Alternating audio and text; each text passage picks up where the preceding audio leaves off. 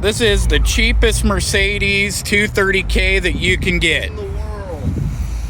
Yes, running and driving for $100. See, guys, it is a compressor. This was found on a Facebook marketplace.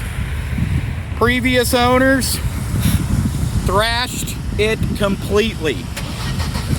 Gotta love the repair on the headlight and the marker light.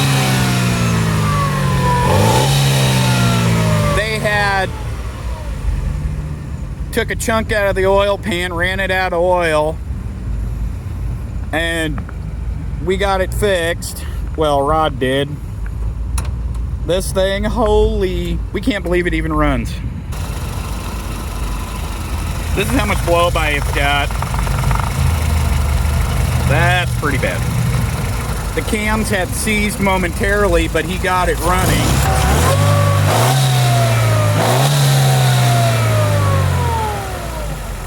Just gonna send her till she goes. Send it around it. So here you guys, man, this is the cheap $100 Mercedes. Here we go. Bye.